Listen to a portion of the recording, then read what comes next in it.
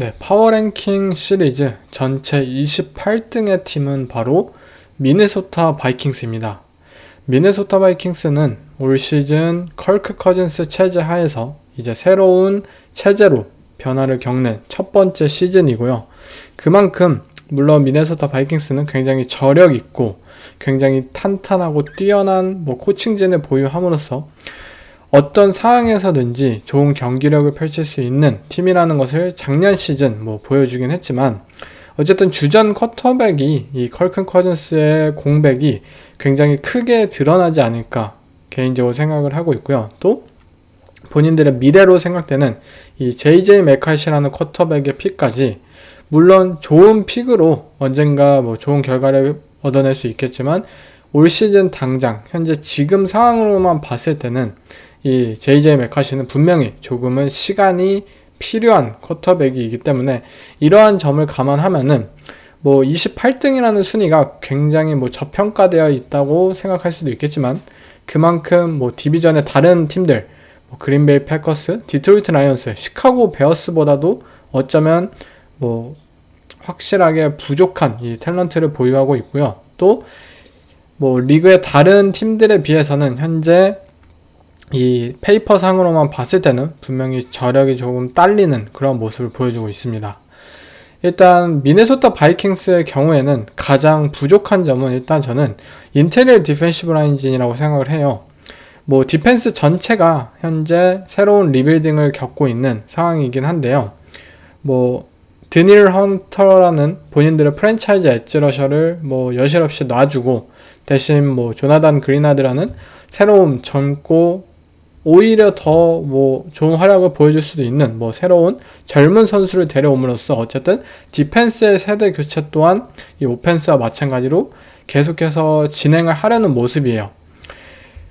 이번 오프시즌에 있어서 가장 특별했던 이 바이킹스 디펜스의 무브는 사실 라인베커진의 영입이지 않을까 싶어요. 블레이크 캐시맨, 앤드류 벤 긴켈 이들의 인사이드 라인베커진을 강화하는데 조금 많은 돈을 투자를 했는데요.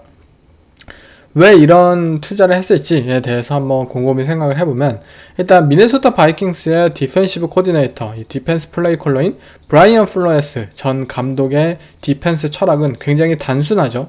맨 커버리지 중심에 이 제로 블리츠를 거의 시즌 전체의 20%, 30% 비중으로 굉장히 많이 소화를 하고, 특정 팀들의 상대로는 전체 경기의 50% 이상을 사용할 수 있을 정도로 굉장히 공격적인 블리츠 패키지를 선보이는 코치입니다.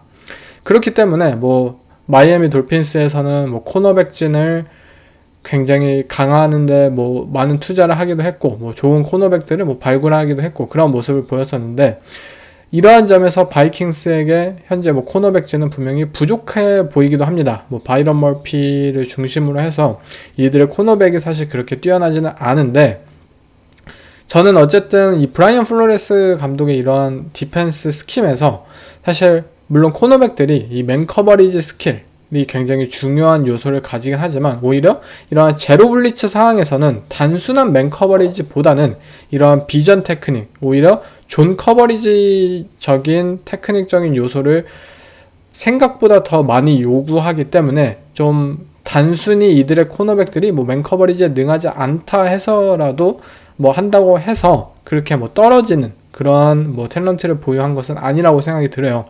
어쨌든 단순히 그러한 1대1 커버리지 능력뿐만 아니라 이 브라이언 플로레스 감독의 이러한 디펜스에서 어떻게 본인들의 탤런트들을 꽃피울 수 있을지, 그런 요소들을 생각하는 게 먼저이지 않을까 싶어요. 일단 라인베커들을 그리고 왜 추가적으로 영입을 했냐면, 일단 블리츠 이러한 스킴 속에서 이들의 인사이드 라인베커들 또한 이러한 라인베커 블리츠 능력까지 구비를 해야 되고, 그리고 블리츠 상황에서 쿼터백이 핫 패스를 던졌을 때 그것을 굉장히 본능적으로 재빠르게 태클링을 할 수 있는 그러한 라인베커의 능력이 필요합니다. 이들의 디펜스에서. 브라이언 플로레스 감독의 이 전 감독의 디펜스는 이러한 야드 애프터 캐치 능력을 이 오펜스에 있어서 굉장히 단속을 잘해야 돼요. 어쨌든 이게 블리츠, 공격적으로 뒤가 없는 타입의 디펜스를 선보이기 때문에 상대 리시버든 러닝백이든 공을 캐치하고 진짜 그 자리에서 바로 태클링을 하지 않는다면 어마어마한 야드를 내줄 수 있기 때문인데요. 그러한 태클링적인 부분에서 굉장히 하드하게 히팅을 해줄 수 있는 그러한 라인베커들을 뽑았고, 그러한 부분 때문에 이번 오프시즌에 라인베커 포지션에 많은 투자를 하지 않았나 싶습니다. 어쨌든 인테리어 디펜시브 라인 포지션이 제가 부족하다고 한 이유는 어쨌든 패스 러셔적인 분명, 엣지 러셔가 아직 부족하다는 측면, 이러한 것들도 사실 디펜스 전체적으로 다 부족해요. 어쨌든 리빌딩을 진행하고 있기 때문에. 하지만 블리츠 스킴이라든지 이러한 것들을 통해서 어느 정도 패스 러셔라는 부분은 충족을 할 수 있어요. 대신해서 좋은 엣지 러셔가 없다고 하더라도.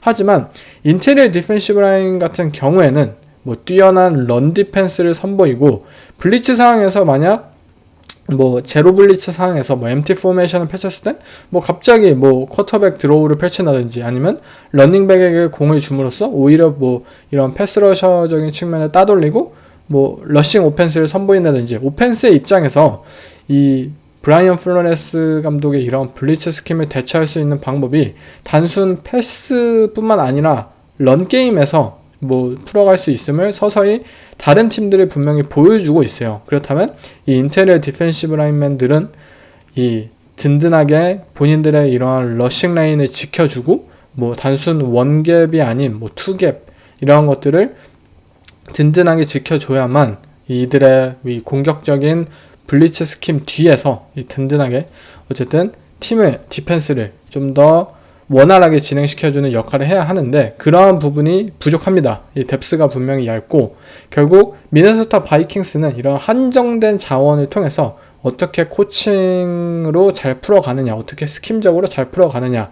물론 좋은 코칭진을 보유했고, 브라이언 플로레스 코치도 그렇고 케빈 오코넬 이 오펜스 플레이 콜러도 마찬가지로 굉장히 뛰어나기 때문에 단순 페이퍼상으로만 보여주는 그러한 요소보다는 더 뛰어난 경기력을 보여줄 것이라고 생각합니다. 하지만 어쨌든 이 팀은 시간이 필요합니다. JJ 메카시, 과연 샘 다놀드를 이 프리시즌 이런 훈련 랩 상황에서 과연 이겨낼 수 있을까요? 저는 1주차 미네소타 바이킹스의 주전 쿼터백은 JJ 메카시보다는 아직은 샘 다놀드라는 쿼터백이 좀 더 이 확률이 높지 않을까 생각하고요. 샘 다놀드가 물론 이 샌프란시스코 나이너스에서 백업 쿼터백으로 좀 더 성장을 해내고 그럴 수는 있었겠지만 어쨌든 그 혼자서 팀을 이끌기에는 분명히 부족하다라는 생각이고요. 그렇기 때문에 전체 28등으로 미네소타 바이킹스를 꼽았습니다.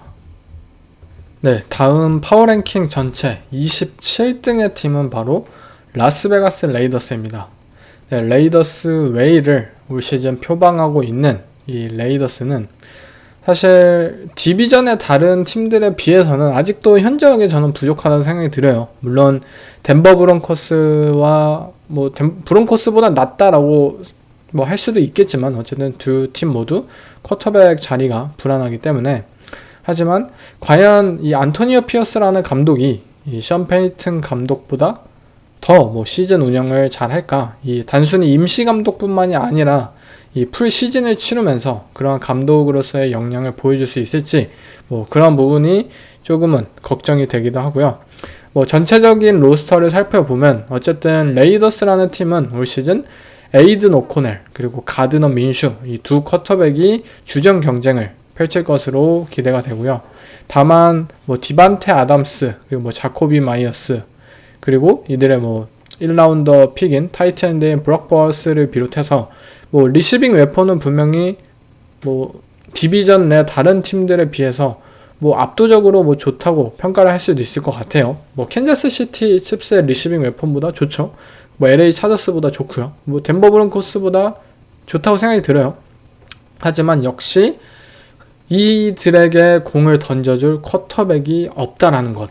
에이든 오코넬 분명 작년 프리시즌에 진짜 컴팩트한 모습을 보여주면서 사실 저의 프리시즌 픽이었어요. 그런데 이 정규 시즌을 뛰면서 굉장히 부족하다는 모습을 많이 보여주었고, 그가 과연 NFL에 맞는 쿼터백인지에 대한 그런 의심까지 하게 만들 만큼 굉장히 충격적인 정규 시즌 퍼포먼스를 선보였죠.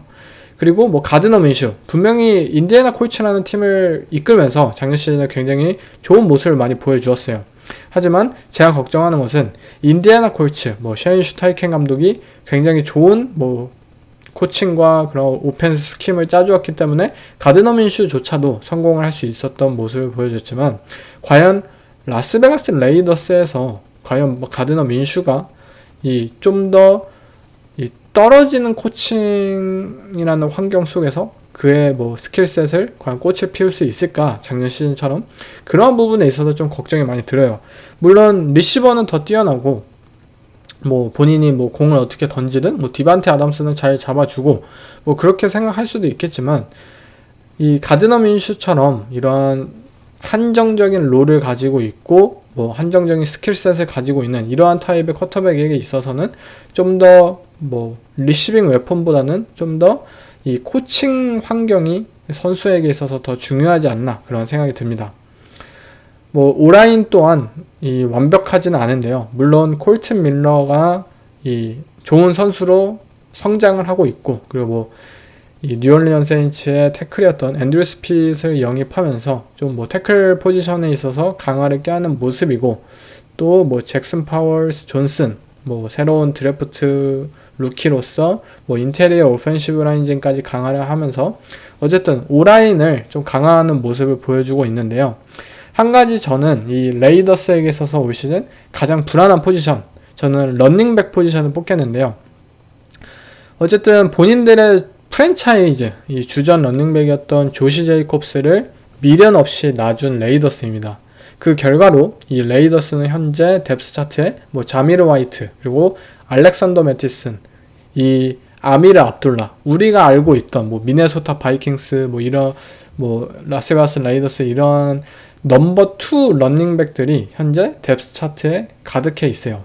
이 말은 무슨 말이냐면, 조시 제이콥스라는 명실상부한 넘버 1 런닝백이 지금 사라졌고, 대신 뭐 그에게 뭐 시즌 뭐 50스냅, 뭐 100스냅 이러한 스냅을 나눠서 플레이하던 백업 런닝백들, 넘버 2 런닝백들을 대신해서 수집하였는데, 레이더스라는 팀은 분명히 쿼터백에 대한 무게감이 부족한 팀이에요.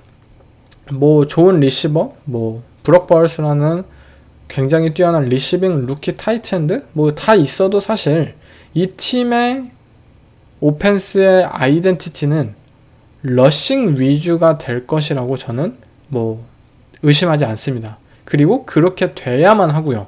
어느 누가 레이더스라는 팀을 상대로 하면서 이들의 패싱 게임을 무서워할까요? 어느 상대 디펜시브 코디네이터가 오케이, 상대팀 레이더스네? 야야, 러싱부터 막아야지, 우리 그에 대한 대비부터 하자 라는 생각으로 당연히 접근을 하지. 야, 에이든 오코넬 패싱 개잘해, 뭐 야, 가드너 민슈의 뭐 뒷볼을 조심해야 돼, 그에 대한 뭐 전략을 세워야 돼, 아무도 그러진 않을 거란 말이에요. 왜냐면 어쨌든 이들의 쿼터백들의 그런 한계를 모두 알고 있기 때문에 결국 런게임 위주의 오펜스가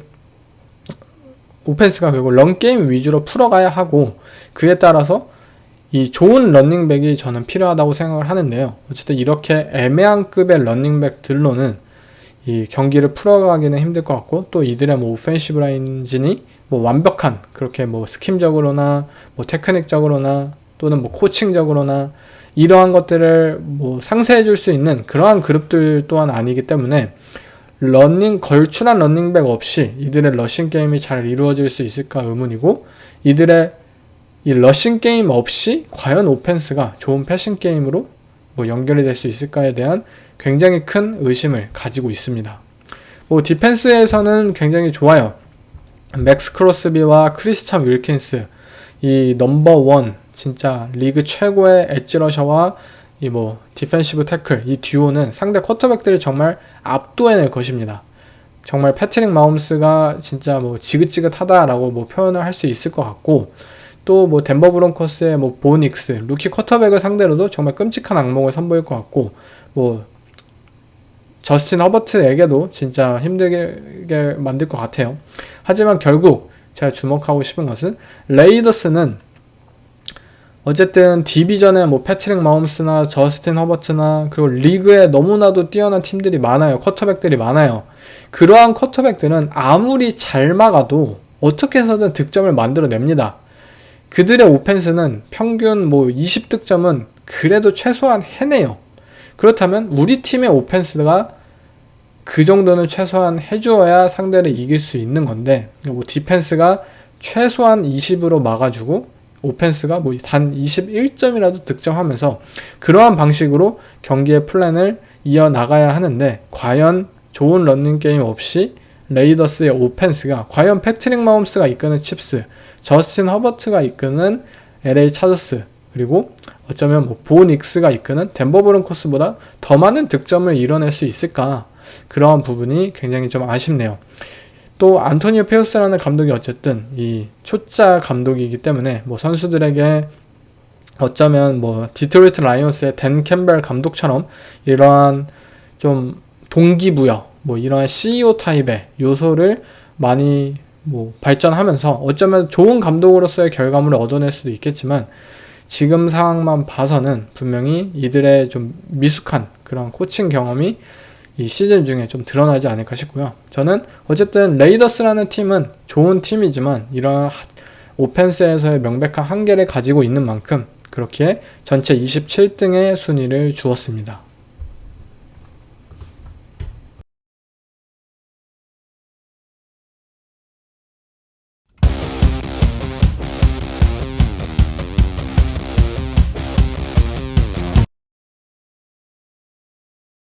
네, 다음 전체 26등은 뉴잉글랜드 페이트리어츠입니다. 패치는 이 빌 벨리책 감독과의 이 결별 이후 드디어 첫 번째 시즌을 맞이하게 되었는데요. 제러드 마요라는 이 벨리책 하에서 이 선수 경험과 코칭 경험 모두를 겪었던 이 감독이 지휘봉을 든 만큼 아마 팀 전체적으로는 큰 변화는 없을 것이다 라고 뭐 예상하는 분들도 분명히 있을 것 같아요. 저 또한 디펜스에서는 뭐 그렇게 큰 변화는 없지 않을까라고 생각이 들어요. 왜냐면 기존에 있었던 이 작년까지 뭐 패치의 디펜스를 이끌었던 베테랑들이 아직도 팀 내 주축으로 남아있고, 그런 상황 속에서 뭐 크리스찬 곤잘레스라든지 뭐 키온 화이트라든지 이러한 젊은 선수들이 새롭게 이 뭐 스텝업을 바라보고 있는 상황 속에서 패치의 디펜스의 변화가 그렇게 크게 있지는 않을 것 같습니다. 단지 제가 우려하는 것은 이 빌 벨리책 감독은 디펜스에 있어서 굉장히 마스터죠. 진짜 엄청나게 완벽한 이 디펜스 플레이 콜링을 하는 감독으로서 뭐 플레이 콜링을 전적으로 하지 않았더라도 이 게임 플랜에 맞추어서 디펜스를 변형시키는 것으로 굉장히 유명하죠. 결국 이 제러드 마요 감독 또한 뭐 전체적인 디펜스를 잘 이끌더라도 상대에 맞는 특수한 상황에 맞는 그러한 빌 벨리책 감독이 보여주었던 그런 전술적인 변화들을 이 제러드 마요 감독이 뭐 보여줄 수 있을지, 그러한 영역은 또 다른 그러한 레벨이기 때문에 뭐 1년차 시즌이기에 많은 것을 기대하진 말아야 하겠지만, 어쨌든 패치는 좋은 디펜스 탤런트를 보유하고 있고 이 디펜스의 힘만으로도 충분한 승리를 거둘 수 있는 만큼 이 제러드 마요 감독의 디펜스, 저 또한 현재 좀 많은 기대를 하고 있는 상황입니다. 하지만 역시 패치는 오펜스가 가장 큰 문제이죠. 그리고 뉴잉글랜드에게 있어서 남아있는 가장 큰 문제점도 바로 이 오펜스에 있는데요. 저는 일단 가장 큰 문제점은 레프트 태클 자리라고 생각이 들어요. 뭐 인테리어 오펜시브 라인맨들은 뭐 콜 스트레인지, 뭐 제이크 앤드루스 아직도 뛰고 있죠. 그리고 뭐 마이크 온웨누, 이러한 굉장히 준수한 선수들이 포진해 있는 만큼 그렇게 큰 걱정은 없지만, 역시 뭐 레프트 태클, 뭐 라이트 태클이 누가 될 것이냐, 온웨누가 뭐 라이트 태클 자리를 또 뭐 땜빵을 할 것이냐, 뭐 이러한 문제가 남아있는 만큼 드레이크 메이라는 이 포켓에서의 움직임이 굉장히 일관성이 떨어지는, 좀 변동이 심한 이러한 루키 쿼터백을 키워야 하는 만큼 이 태클 포지션이 든든하게 지켜주어야만 드레이크 메이 또한 일관성 있는 그런 모습과 이런 성장을 보여줄 것으로 기대가 되는데, 과연 이 태클 포지션이 부족한 상황 속에서 드레이크 메이가 제대로 성장할 수 있을까? 그 부분이 조금은 걱정은 됩니다. 뭐 전에도 언급을 드렸지만 어쨌든 알렉스 반 펠트라는 오펜시브 코디네이터를 이 플레이 콜러로 선임을 하면서, 그리고 자코비 브리셋이라는 이 클리브랜드 브라운스에서 뭐 플레이 액션, 언더센터, 런 게임 위주의 오펜스를 경험했던 이 베테랑을 다시 불러왔고, 또 이들의 리시버진 픽, 뭐 젤런 폴크나 제이번 베이커나 이러한 단순 뭐 샷건 포메이션에서 시작되는 그러한 라우트 능력보다는 뭐 크로서, 플레이 액션에서의 그런 뭐 오버라우트, 이러한 것들에 좀 더 능한 이 리시버 픽을 뽑음으로써 뉴잉글랜드의 오펜스가 뭐 플레이 액션 기반의 이러한 오펜스로 좀 변화를 겪을 것을 어느 정도 보여주었는데요. 과연 이 부분이 잘 성공을 할 수 있을지 올 시즌 주목해야 할 부분이지 않나 싶습니다.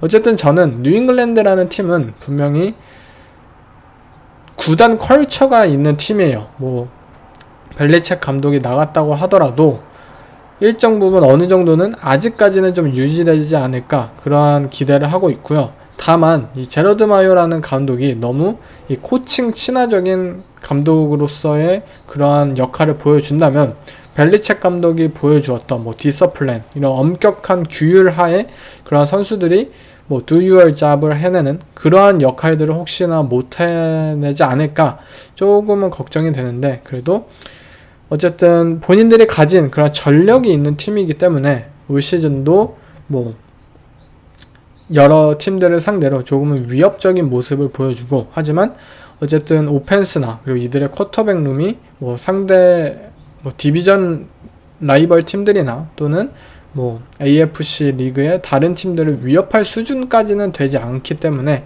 한 이 정도 선에서 하위권에서의 싸움을 좀 경쟁하지 않을까 개인적으로 생각을 하고 있습니다.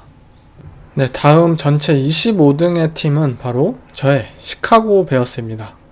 시카고 베어스는 이번 드래프트에서 전체 1픽으로 케일러 윌리엄스 쿼터백을 뽑아내면서 케일러 윌리엄스, 디안드레 스위프트, DJ 무어, 키넌 알렌, 롬 오든제, 콜크맨, 이 진짜 이름값만 보면은 최고의 뭐 오펜스라고, 뭐 NFC 최고의 오펜스다라고 생각을 할 수도 있겠지만, 어쨌든 케일러 윌리엄스의 루키 시즌인 만큼 많은 것을 뭐 기대할 만한 그런 상황은 아니라고 생각이 들고요. 뭐 베어스 팬들이 엄청난 뭐 하이프들을 쏟아내고 있는데 조금은 좀 기다릴 필요가 있지 않나 싶습니다.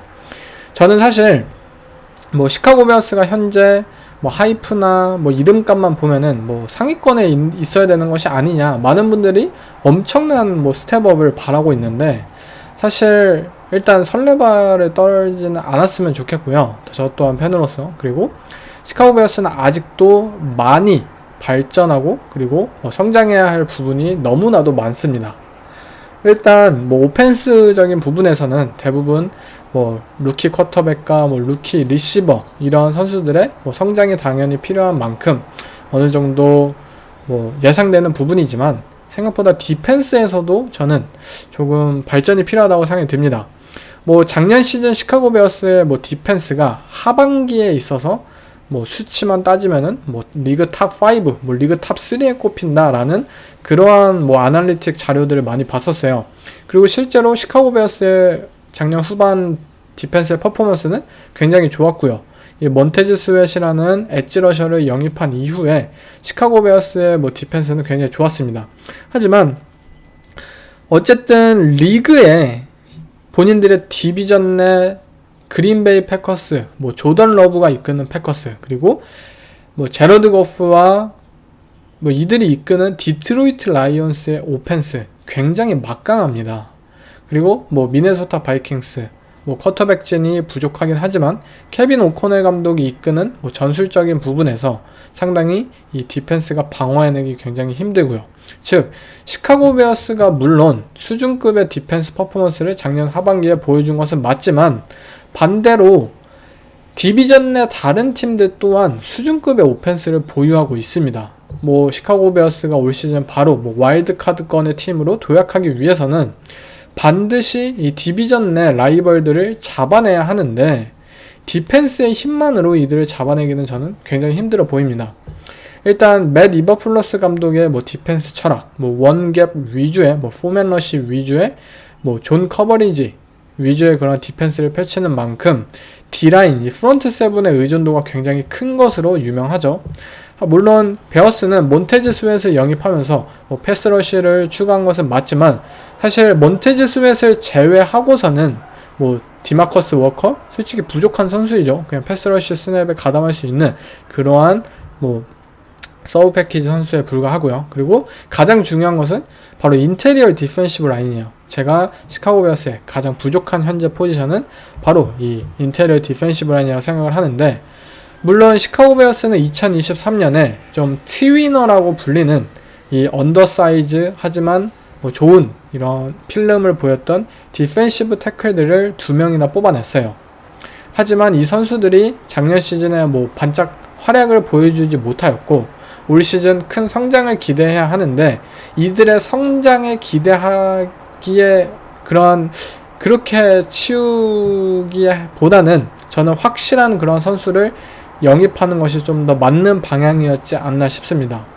일단 디비전 내 다른 디트로이트나 그린베이 이들의 피지컬한 이 오펜시브 라인들을 상대하기에는 시카고 베어스의 이러한 언더사이즈, 이런 트위너성의 이 디펜시브 태클들이 그렇게 위협적이진 않고요. 그리고 이들이 2년차의 성장을 정말 기대하는 만큼 만약에 이루어지지 않았을 경우 시카고 베어스는 상대 O라인을 압박할 수 없는 D라인을 계속해서 보여줄 것입니다.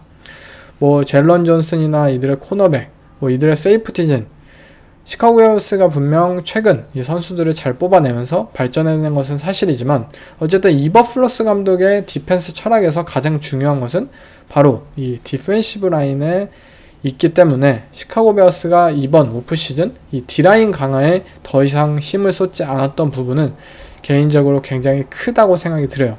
그렇기 때문에 저는 롬 오둔제라는 픽을 좋은 리시버를 뽑았음에도 불구하고 아쉽다고 한 것이, 시카고 베어스는 단순 오펜스의 힘만으로 이 디트로이트, 그린베이와 경쟁하기에는 지금 당장 힘들기 때문이에요.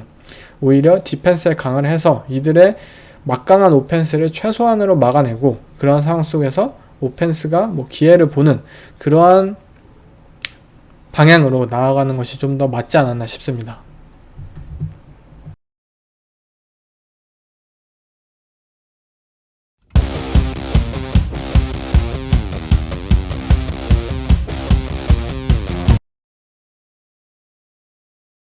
다음 전체 24등의 팀은 바로 뉴올리언 세인츠입니다. 뉴올리언 세인츠는 올 시즌 이 데리카와 함께하는 2년차의 시즌으로서 사실 오프 시즌에 있어서 뚜렷한 영입이나 그런 무브들이 단행되진 않았는데요. 가장 큰 이유는 사실 뉴올리언 세인츠라는 팀은 지난 몇 년간 계속해서 캡스페이스에 마술을 부린다 라는 표현을 받을 정도로 본인들의 현재 전력을 위해서 미래를 약간 희생하는 그런 캡스페이스 조정을 통해서 지속적으로 준수하고 그런 강팀의 탤런트를 유지하는 데 굉장히 힘을 썼던 팀이었죠. 그 결과 어쨌든 미래를 어느 정도 포기한 만큼 올 시즌은 뚜렷한 영입 없이 이게 무브들이 끝이 났어요.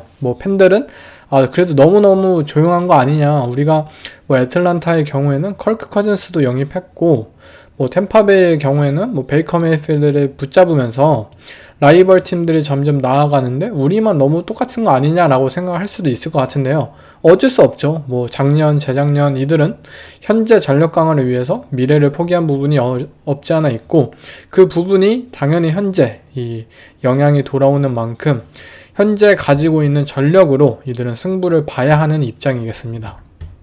사실 뉴올리언 세인츠 그리고 이들의 데리카와 함께한 이들의 운명은 작년 시즌 굉장히 실망스러울 수밖에 없었다고 생각이 드는데요.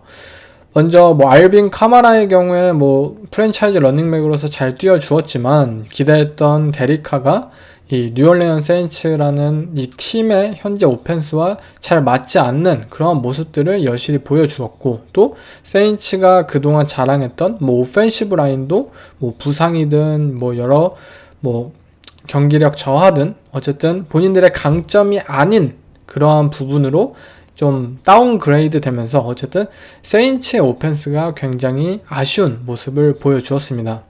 한 가지 뉴올리언 세인츠의 오펜스에 있어서 눈여겨볼 점은 뭐 라시드 샤히드 그리고 뭐 크리스 올라베 뭐 이러한 타입의 리시버들이 굉장히 이 딥볼, 이 딥 캐치 능력에 있어서 굉장히 뛰어난 선수들로 구성이 되어 있고, 데리카라는 쿼터백이 뭐 다른 부분에서 조금 부족하더라도 어쨌든 이 다운필드 패싱에 있어서의 그러한 멘탈리티적인 요소가 굉장히 강한 쿼터백 중에 한 명으로서 이들의 시너지를 굉장히 기대했을 분들이 많았을 텐데요. 뭐 데리카가 작년에는 뭐 부상도 굉장히 많이 안고 시즌을 치르기도 했고, 그러한 모습들이 잘 보이지 않았던 만큼 올 시즌 뉴올리언 세인츠에게 있어서는 뭐 건강한 데리카, 그리고 이들의 뭐 딥볼 능력을 가진 리시버, 그리고 1라운더로 뭐 푸아가 이들의 태클 포지션을 강화하는 등 데리카를 안전하게만 지켜줄 수 있다면 좀 더 우리가 원하는 이 뉴올리언 세인츠의 오펜스를 보여주지 않을까 싶습니다. 하지만 그동안 뉴올리언 세인츠라는 팀이 강팀으로 분류되었던 가장 큰 이유는 역시 이 끈끈한 조직력을 가진 디펜스이지 않았나 싶어요. 뭐 데니스 알렌 뭐 코치나 이러한 그리고 굉장히 뛰어난 저평가된 뭐 선수들까지 뭐 마셜 레리모어가 최근에 뭐 연장 계약을 뭐 얘기하고 있다라고 소식이 들렸는데요. 어쨌든 레리모어를 비롯해서 뭐 타이런 매튜도 아직 이 팀의 뭐 세이프티로서 팀을 도와주고 있고, 또 디마리오 데이비스는 아직도 올프로급 라인베커로서의 활약을 보여주고 있습니다. 뭐 캠 조던의 경우에는 팀을 이끄는 뭐 리더이자 베테랑으로서 매번 이 디비전 내 다른 쿼터백들을 괴롭히는 모습을 보여주고 있고요. 즉 뉴올리언 세인츠는 결국 이 끈끈한 이 디펜스의 조직력을 통해서 상대팀을 굉장히 괴롭히는 것으로 유명합니다. 하지만 이들의 디펜스 퍼포먼스가 최근 뭐 예전만큼 하진 못한데요. 뭐 그 이유는 뭐 이 선수들이 노쇠화를 경험하기도 하고 있고, 전체적으로 이 연령대가 높아지고 있고, 그런 부분이 뭐 영향을 미칠 수도 있겠지만, 가장 큰 이유는 저는 런 디펜스의 좀 저하라고 생각이 들어요. 세인츠의 디펜스에 있어서 가장 큰 강점은 역시 런 디펜스였습니다. 세인츠는 뭐 디마리오 데이비스를 비롯해서 이 프론트 세븐에 사실 많은 선수를 포진해 놓는 타입의 디펜스를 선보이진 않아요. 이들은 투 하이 커버리지, 뭐 존 디펜스든 아니면 맨 디펜스든 맨 커버리지 상황에선 뭐 커버 5를 주로 사용을 하죠. 커버 투 맨. 아무튼 이 세이프티를 투 하이로 놓고 뭐 로테이팅하고 또는 투 하이를 유지하면서 상대 쿼터백의 뒷볼을 경계하는데 굉장히 이 특화된 디펜스를 펼치고 있어요. 그렇기 때문에 사실 상대적으로 이 런 디펜스에 있어서는 취약해질 수밖에 없는데요. 박스에 인원을 두는 이 인원수가 적기 때문에. 하지만 이 뉴올리언 세인츠라는 팀의 런 디펜스가 대단했던 점은 그러한 수적 열세를 항상 극복해내왔기 때문인데요. 그리고 극복해내는 것을 떠나서 심지어 뭐 6명, 7명만 플레이를 해도 8명이 뭐 플레이하는 다른 팀들보다 더욱더 뭐 평균 러싱 허용 야드가 더 적는 등 굉장히 좋은 모습을 보여왔어요. 하지만 이제 뉴올리언 세인츠가 이 인테리어 디펜시브 라인맨들이 특히 좀 뎁스가 얇아지면서 이들의 런 디펜스가 취약해지고 있고, 런 디펜스가 만약 돌아가지 않는다면 이들이 추구하는 이 투 하이 중심의 디펜스 운영 자체가 조금 어려움을 겪게 되지 않을까 싶고요. 그러한 면에서 저는 뉴올리언 세인츠의 아직도 가장 뭐 부족한 점, 저는 인테리어 디펜시브 라인이라고 생각이 듭니다. 이들의 뭐 뽑았던 뭐 브라이언 브리스를 비롯해서 뭐 네이선 셔퍼드 뭐 이러한 디펜시브 태클 이 선수들이 올 시즌 좀 스텝업을 해주어야 이들의 뭐 강한 디펜스를 기대할 수 있지 않을까 싶습니다. 네, 다음 전체 23등의 팀은 바로 애리조나 카디널스인데요. 애리조나 카디널스의 경우에는 뭐 어쨌든 작년 시즌 카일러 머레이 이들의 프랜차이즈 쿼터백이 부상에서 이제 성공적으로 회복하는 모습을 보이면서 돌아왔고, 결국 카일러 머레이를 중심으로 해서 뭐 마빈 해리슨 주니어 이들의 넘버원 리시버 드래프트에서 뽑음으로써 뭐 오펜스에서의 뭐 스텝업을 좀 더 기대해 볼 수 있겠고, 또 이들의 디펜스 또한 이 조나단 게넌 감독 하에서 생각보다 좋은 모습을 작년 시즌 보여주었기 때문에 이들의 기대감이 올 시즌 좀 더 커지지 않았을까 싶은데요. 하지만 어쨌든 카디널스라는 팀도 이 23등으로 사실 일부 팬분들은 높게 줬네라고 생각할 수도 있겠고, 카일러 머레이가 있는데 너무 낮게 준 거 아니야? 라고 생각할 수도 있을 것 같아요. 하지만 어쨌든 카일러 머레이라는 쿼터백이 가진 이름값 덕분에 그래도 최하위권에서는 조금 이 탈피를 하지 않았나 싶은데요. 제 개인적으로도 아직 머레이가 이끄는 카디너스는 분명 고춧가루를 충분히 뿌릴 수 있는 타입의 만만치 않은 팀이라고 생각이 들어요. 어쨌든 조나단 게넌이라는 감독이 이제 부임하면서 애리조나 카디너스는 작년 시즌 필라델피아 이글스의 슈퍼볼이나 이런 플레이오프 런에서 보여주었던 굉장히 쉬운 이 존 커버리지 타입의 디펜스를 보여줄 것이라는 기대와는 달리 애리조나 카디너스는 작년 시즌 굉장한 블리츠 헤비 스킴 이런 것들을 보여주었습니다. 맨 커버리지. 즉 조나단 게넌 감독은 오케이, 나 이것저것 다 할 수 있어. 나 카디너스에서 우리 팀이 가진 탤런트에 맞춰서 디펜스에 변화를 줄 수 있는 감독이야. 유연적인 사고를 가졌어. 라는 것을 증명해냈는데요. 물론 그렇다면 왜 필라델피아 이글스에서는 왜 존 커버리지를 고집했는지 알 수 없지만 말이죠. 아무튼 카디널스라는 팀 자체가 이 조나단 게넌 감독 하에서 저는 걱정했던 거와는 다르게 어쨌든 좋은 모습을 보였던 만큼 올 시즌 이들이 착실하게 드래프트에서 작년 시즌은 트레이드 다운을 통해서 많은 드래프트 픽을 얻어내기도 했고 또 밸류 픽을 많이 사용하기도 했죠. 어쨌든 페리스 존슨 레프트 태클을 발굴해내기도 하고 또 마빈 해리슨 주니어 리그 최고의 넘버원 리시버로 성장할 수 있는 이러한 탤런트까지 가졌고 또 계속해서 드래프트를 통해서 이 팀을 쌓아가는 모습을 봤을 때 만약 이 젊은 선수들이 제대로 성장만 할 수 있다면 카디널스라는 팀은 굉장히 젊고 무서운 팀으로 나아갈 수도 있겠다라는 좀 기대감을 가지게 만들었습니다. 하지만 어쨌든 이 본인들의 디비전 라이벌 팀들인 시애틀 시옥스 강하죠. 그리고 LA 램스 강하죠. 샌프란시스코 나이너스 너무 강하죠. 이 디비전 팀들에 비해서는 분명 무게감이 떨어지는 것이 사실인 만큼 카디널스 입장에서는 어떻게 이 디비전 내 다른 팀들과의 경기에서 승리할 수 있을지에 대한 방안을 연구하는 것이 먼저이지 않을까 싶어요. 카디널스의 현재 가장 큰 약점, 저는 엣지 러셔라고 생각이 드는데요. 사실 카디널스의 경우에는 작년이나 올해 드래프트에서 좋은 엣지 러셔를 추가할 수 있는 기회가 분명히 많았습니다. 하지만 드래프트에서 이들은 이 상위 픽을 디펜스에 투자하기보다는 오펜스에 투자를 하면서 좀 BPA라고 할 수 있는 그러한 전략을 사용하는 데 집중을 했는데요. 뭐가 옳고 그르냐 현재 판단하기는 힘들지만 어쨌든 이들이 디펜스에 있어서 FA에서 많은 투자를 한 것도 아니고 그리고 드래프트에서 많은 투자를 한 것도 아니기 때문에 올 시즌도 매튜 스태포드, 지노 스미스 그리고 브록 퍼디 이들을 압박하기에는 분명히 부족해 보입니다. 카디널스의 이 패스러시가 부족한 만큼 제이븐 컬린스를 풀타임 패스러셔로 돌릴지 그리고 이것이 성공할지 올 시즌을 통해서 드러나겠지만 어쨌든 이 디비전 내 다른 쿼터백들을 압박할 만큼은 분명히 부족한 만큼 이들의 이 패스러셔, 엣지러셔의 약점이 시즌 내내 드러나지 않을까 싶습니다. 어쩌면 조나단 게넌 감독이 아니 엣지러셔 필요 없어 우리 그냥 블리츠 쓸 거니까 라는 생각을 어쩌면 가지고 있을 수도 있겠죠.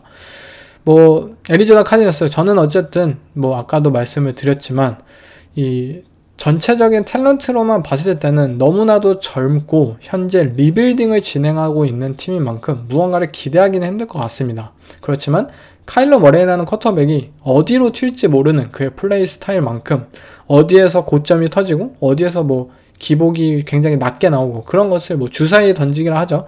주사위가 어떻게 눈금이 나올지 모르기 때문에 좀 저력 있는 팀으로서 좀 주목해 봐야 되지 않을까 싶습니다.